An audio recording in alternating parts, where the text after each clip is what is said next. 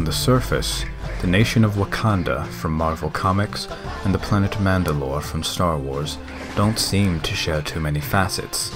In fact, in some regards, they're quite the opposite. Wakanda is staunchly isolationist, while the Mandalorians actively assimilate people and aliens from any culture into their own. But let's look at the similarities. The first one that should come to mind is that both place massive importance on the metals unique to them. Wakanda's Vibranium is a metal with the trait of completely absorbing all kinetic energy applied to it, as well as some other properties that have yet to be explained in detail. Called Isifo in Wakanda's official language of Xhosa, it was brought to Earth thousands of years ago by a meteorite which impacted the area around the northern part of Lake Turkana. The scattered tribes of the region were able to leave the Stone Age early and enter the Copper Age, or Vibranium Age I suppose, giving them a healthy head start in terms of technological development, one that persists to this day. The warrior Shaman Bazinga, after ingesting a plant whose evolution had been affected by radiation exerted by the Vibranium meteorite, gained superhuman abilities and adopted the title of Black Panther.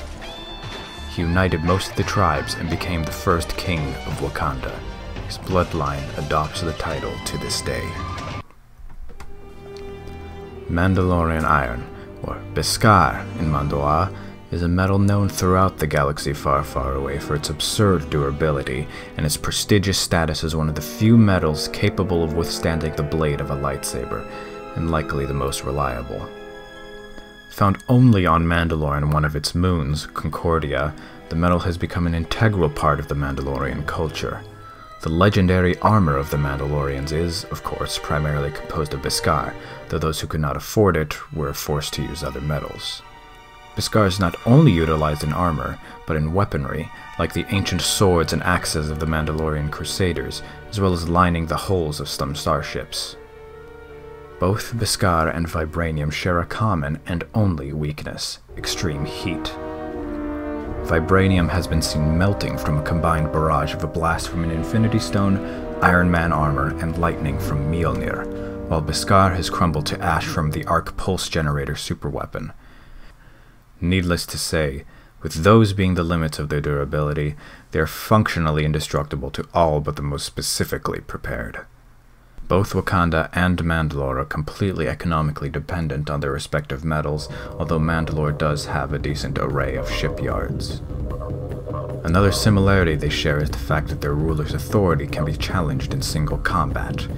The only difference lies in that the only time the throne of the King of Wakanda can be fought for is during the coronation ceremony, with one representative from each tribe, while the title of Mandalore can be claimed by any member of any clan at any time.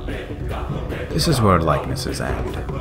While Wakanda is exorbitantly well off, Mandalore, during basically every time period except the time between the Return and the Mandalorian Excision, can hardly be considered wealthy, despite its relatively important status in the galaxy. Its debatably darkest period, aside from arguably the Excision, was the latter years of the Galactic Empire, when the Emperor appointed Ampotem-Za, a Shimholt who took the title of the Suprema, the governor of Mandalore. The Suprema's rule was marked with the confiscation of the Mandalorians' traditional armor and enslavement of all who resisted. It reached the point where Mandalorians rivaled even Twi'lek in the number of slaves taken to Zygerian worlds, primarily as gladiators for obvious reasons. Wakanda's darkest days are likely either the brief civil war in 2016 between the followers of the usurper King N'Jadaka and those loyal to King T'Challa, or the invasion of Thanos' Black Order and the Outriders. While neither has greatly affected the civilian populace, the aftermath of the latter did. In the brutal battle in Wakanda's plains and jungles, Thanos completed his goal of obtaining all the Infinity Stones. With a snap of his fingers, he wiped out 50% of the universe's population, among them King T'Challa. In the aftermath, none can be certain of what lies ahead for the nation, and the same holds true for the children of Mandalore, albeit in different circumstances.